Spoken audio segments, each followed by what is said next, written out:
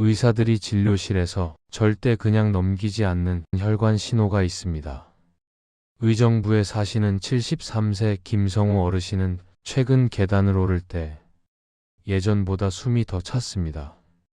잠깐 쉬면 괜찮아져서 대수롭지 않게 넘겼지만 분명히 전과는 다른 느낌이었습니다. 이런 변화를 몇 년 방치하면 혈관이 30% 이상 좁아질 수 있고 5년 안에 협심증이나 뇌경색 위험이 2배 가까이 높아질 수 있습니다. 특히 증상이 없다가 어느 날 갑자기 큰 문제로 이어질 수 있다는 점이 더 위험합니다. 문제는 이런 신호들이 통증 없이 아주 조용히 시작된다는 점입니다. 그래서 오늘 말씀드릴 5가지는 반드시 기억하셔야 합니다. 오늘은 의사들이 이건 그냥 넘기면 안 됩니다. 라고 말하는 혈관 경고 신호 5가지를 정리해 드립니다. 이 5가지만 알아도 단순 피로인지 위험 신호인지 오늘 바로 구분하실 수 있습니다. 그리고 병원 시기를 놓쳐 큰 사고로 이어지는 상황을 미리 막을 수 있는 판단 기준이 생깁니다. 끝까지 보시면 내 혈관 상태를 집에서 스스로 점검하는 방법까지 확인하실 수 있습니다. 안녕하세요. 35년간 노년 건강을 연구해온 박정우입니다. 지금 구독과 좋아요를 눌러두시면 다음 혈관 관리 기준도 빠르게 받아보실 수 있습니다. 그럼 첫 번째 신호부터 시작하겠습니다.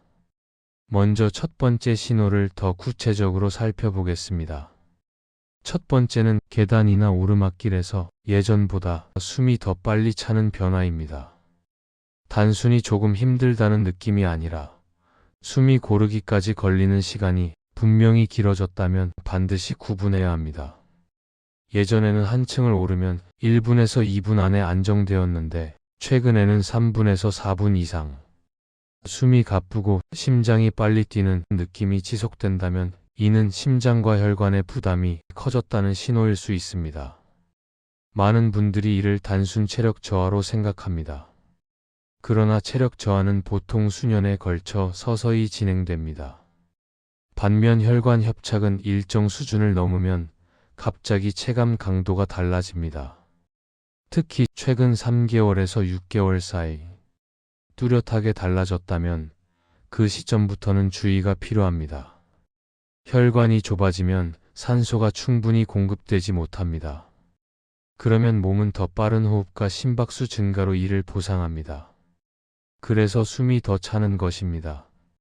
이때 가슴 중앙이 묵직하거나 압박되는 느낌이 동반될 수 있습니다. 여기서 간단한 자가 점검 기준을 드리겠습니다. 계단 2층을 오를 때 예전보다 숨이 차고 가슴 불편감이 반복된다면 관상 동맥 상태를 점검하는 것이 안전합니다. 특히 고혈압, 당뇨, 고지혈증이 있다면 위험도는 더 올라갑니다. 과거 5년 전부터 힘들었던 것이 아니라 최근 몇 달 사이 확연히 달라졌다면 이는 진행성 변화일 가능성이 있습니다. 이런 변화는 그냥 두면 점점 더 심해질 수 있습니다. 이 단계에서는 겁먹기보다 확인하는 태도가 중요합니다. 실제 72세 김모 어르신은 1년 전까지 매일 산책을 하셨습니다. 그런데 어느 날부터 언덕길에서 숨이 심하게 차기 시작했습니다.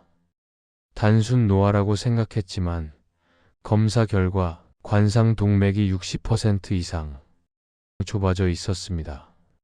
이 수치는 아직 완전히 막힌 단계는 아니지만 방치하면 급성 심근경색으로 이어질 가능성이 있는 수준이었습니다.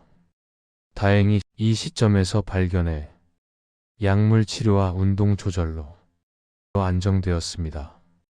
조금만 늦었어도 치료 범위는 더 커졌을 가능성이 있습니다. 이제 두 번째 신호를 보겠습니다. 두 번째는 종아리 통증입니다. 오래 걷지 않았는데도 종아리가 묵직하거나 당기는 느낌이 반복된다면 단순 근육통과 구분해야 합니다. 특히 걷다 멈추면 통증이 줄어들고 다시 걸으면 다시 아파오는 패턴이 있다면 이는 말초 혈관 협착의 전형적인 특징입니다. 이 반복 구조를 기억하십시오. 걷는다, 통증 발생, 멈춘다, 통증 감소, 이 패턴이 몇 주 이상 반복된다면 다리 혈관 점검이 필요합니다. 이 신호를 방치하면 보행 거리가 점점 줄어들 수 있습니다. 처음에는 500m 걷다 아팠던 것이 몇 달 뒤에는 200m, 100m로 줄어들 수 있습니다. 혈관이 50% 이상 좁아지면 일상 활동 자체가 제한될 수 있습니다. 특히 다음에 해당되면 더 빠르게 움직이셔야 합니다. 당뇨가 있거나 흡연력이 있는 분, 발이 자주 차갑고 상처 회복이 느린 분은 말초혈관 질환 위험이 높습니다. 간단한 초음파 검사로 혈류 속도와 협착 정도를 확인할 수 있습니다. 조기에 발견하면 약물 치료와 보행 훈련으로 충분히 진행을 늦출 수 있습니다. 수술 단계까지 가는 경우는 대부분 수년간 방치했을 때입니다. 숨참과 종아리 통증은 서로 다른 증상처럼 보이지만 공통점이 있습니다. 최근 변화, 반복 패턴, 그리고 점진적 악화입니다. 지금 해당되는 부분이 있다면 오늘부터 기록해 보십시오. 언제, 얼마나, 어떤 상황에서 나타났는지 적어두는 것만으로도 진료의 정확도가 달라집니다. 혈관 질환은 큰 통증이 오기 전에 작은 변화로 먼저 알려줍니다. 그 신호를 읽는 것이 첫 번째 대응이며 지금 단계에서 움직이는 것이 가장 부담이 적은 선택입니다.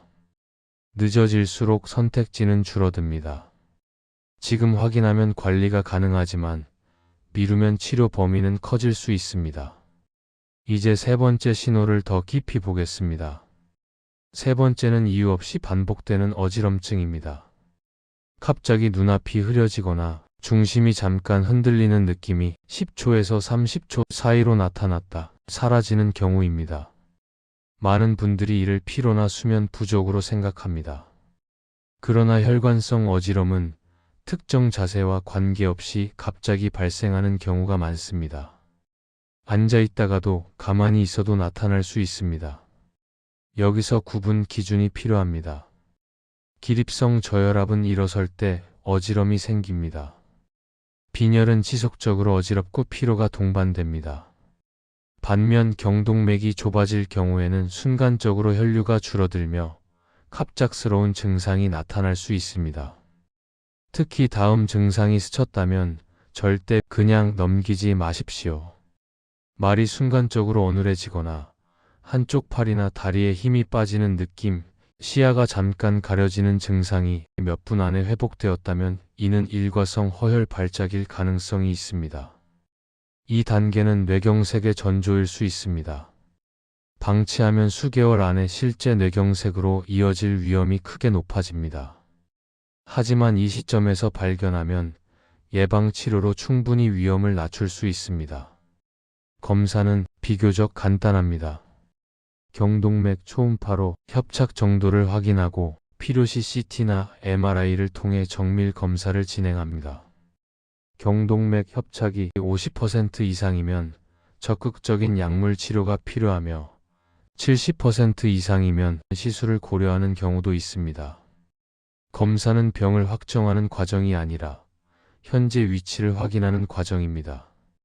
이제 네 번째 신호를 보겠습니다. 네 번째는 아침에 반복되는 두통입니다. 특히 뒤통수가 묵직하게 조이고 혈압이 평소보다 높게 측정되는 날이 잦다면 혈관 압력 변화를 의심해야 합니다. 수축기 혈압이 150 이상으로 자주 나오고 두통이 동반된다면 이는 단순 긴장성 두통과 구분해야 합니다. 혈관벽에 지속적인 압력이 가해지고 있다는 신호일 수 있습니다. 진통제로 일시적으로 완화될 수 있습니다. 그러나 2주 이상 반복되거나 강도가 점점 세진다면 혈압 조절 상태를 재평가해야 합니다. 특히 당뇨, 고지혈증, 가족력이 있다면 더 주의해야 합니다. 여기서 구체적인 행동 기준을 드리겠습니다. 어지럼이 최근 3개월 내 2회 이상 반복되었다면 외래 진료를 권합니다. 두통과 고혈압이 함께 나타난다면 2주 이상 지켜보지 말고 상담하십시오. 집에서 할 수 있는 가장 중요한 점검은 혈압 기록입니다. 최소 2주간 아침 저녁으로 측정하고 평균을 계산하십시오. 수축기 평균이 140 이상이면 상담이 필요합니다. 숫자는 가장 객관적인 판단 기준입니다. 의사는 단 한 번의 측정값보다 패턴을 봅니다. 아침과 저녁 차이, 주말과 평일 차이, 약 복용 전후 차이를 기록하면 판단이 훨씬 정확해집니다. 기록은 불필요한 검사와 불안을 줄여줍니다. 숨참, 종아리 통증, 반복 어지럼, 아침 두통 중 2가지 이상이 동시에 나타난다면 위험도는 상승합니다. 이 경우 검사를 미루지 않는 것이 안전합니다. 혈관 질환은 갑자기 발생하는 것처럼 보이지만 실제로는 오랜 기간 누적된 결과입니다.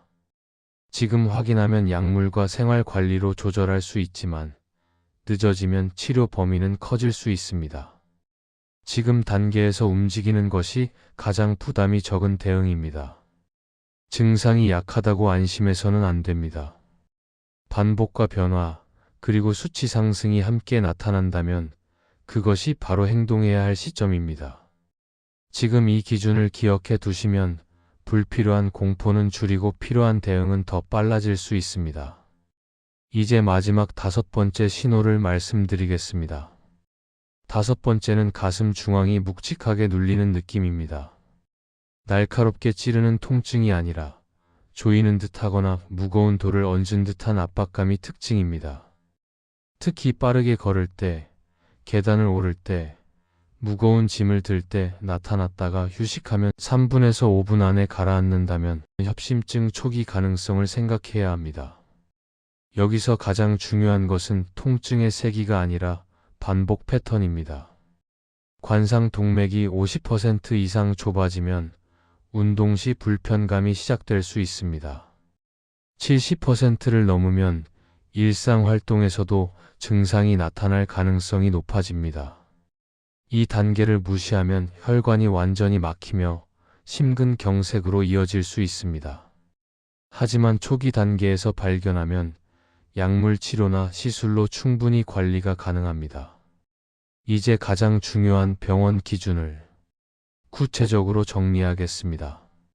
첫째, 가슴 압박감이 10분 이상 지속되고 식은땀이 나거나 숨이 차며 통증이 왼쪽 팔, 어깨, 턱으로 퍼진다면 즉시 응급실로 가야 합니다.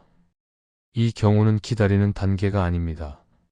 둘째, 통증이 3분에서 5분 내에 멈추더라도 최근 한 달 사이 빈도가 증가했거나 강도가 세졌다면 1주에서 2주 안에 외래 진료를 받아야 합니다. 셋째, 증상이 가끔 나타나고 강도가 약하다면 2주에서 4주간 기록을 남긴 뒤 상담하는 관찰 단계로 볼 수 있습니다. 응급, 외래, 관찰. 이 3단계만 기억해도 대응은 훨씬 명확해집니다. 여기서 한 가지를 더 말씀드리겠습니다. 가슴 통증이 위장 질환이나 근육통으로 오해되는 경우도 있습니다. 그러나 운동 시 반복되고 휴식으로 완화된다면 심장 원인을 먼저 배제해야 합니다. 특히 고혈압, 당뇨, 고지혈증, 흡연력이 있는 분은 위험군에 속합니다. 이런 경우 증상이 약하더라도 더 빠르게 확인하는 것이 안전합니다. 참을 만하다는 판단이 가장 위험할 수 있습니다. 74세 이모 어르신은 가슴이 답답했지만 통증이 강하지 않아 6개월을 미뤘습니다. 검사 결과 관상 동맥이 80% 가까이 좁아져 있었고 결국 스텐트 시술을 받았습니다. 만약 3개월만 빨리 확인했다면 약물 치료로 관리했을 가능성이 컸습니다. 그래서 마지막 행동 기준을 드리겠습니다. 5가지 신호 중 2가지 이상이 동시에 나타난다면 미루지 마십시오. 한 가지라도 최근에 확연히 심해졌다면 검사를 고려해야 합니다. 특히 가슴 통증이 10분 이상 지속되면 시간은 곧 심장 근육입니다. 지체할수록 손상 범위는 커집니다. 혈관 질환은 갑자기 시작되는 것처럼 보이지만 실제로는 수년간 조용히 진행됩니다. 초기에는 선택지가 많지만 급성으로 터지면 치료 범위는 크게 넓어집니다. 지금 확인하면 관리가 가능하지만 늦어지면 치료 강도는 높아질 수 있습니다. 숨참, 종아리 통증, 반복 어지럼, 아침 두통, 가슴 압박감. 이 5가지는 서로 다른 증상처럼 보이지만 공통점이 있습니다. 최근 변화, 반복, 점진적 악화입니다. 이 기준을 기억해 두시면 불필요한 공포는 줄이고 필요한 대응은 더 빨라질 수 있습니다. 혈관은 큰 소리로 외치지 않습니다. 대신 패턴으로 신호를 보냅니다. 오늘 정리한 3단계 기준이 그 신호를 읽는 방법입니다. 기준을 알고 움직이면 늦지 않습니다. 모른 채 버티는 것이 가장 위험합니다. 오늘 말씀드린 5가지 신호는 모두 큰 통증 없이 시작된다는 공통점이 있습니다. 숨이 차는 변화, 종아리 통증, 반복 어지럼, 아침 두통, 가슴 압박감은 각각 다른 부위의 혈관 경고일 수 있습니다. 이 신호들의 핵심은 강도가 아니라 최근 달라졌는가입니다. 예전과 다르다는 느낌을 무시하지 않는 것이 첫 번째 기준입니다. 혈관 질환은 서서히 진행되다가 어느 순간 급성 사건으로 이어질 수 있습니다. 하지만 초기 단계에서는 약물과 생활 관리로 충분히 조절 가능한 경우가 많습니다. 차이는 타이밍입니다. 지금 내 몸이 보내는 작은 변화를 그냥 넘기지 마십시오. 70세 김모 어르신은 가슴이 답답했지만 조금 지나면 괜찮다는 이유로 1년을 버텼습니다. 결국 혈관이 많이 좁아진 상태에서 시술을 받았습니다. 만약 6개월만 일찍 검사를 했다면 치료 범위는 훨씬 작았을 가능성이 높았습니다. 2가지 이상 증상이 겹친다면 미루지 않는 것, 이것이 가장 현실적인 행동 기준입니다. 가슴 통증이 10분 이상 지속되면 즉시 응급실로 가야 합니다. 반대로 증상이 약하더라도 반복된다면 예약 진료를 통해 확인하십시오. 기준을 알고 움직이면 불필요한 공포는 줄이고 필요한 대응은 빨라집니다. 혈관은 침묵 속에서 보내는 작은 신호로 우리에게 먼저 알려줍니다. 지금 구독과 좋아요, 그리고 알림 설정까지 해두시면 다음 건강 기준도 빠르게 받아보실 수 있습니다.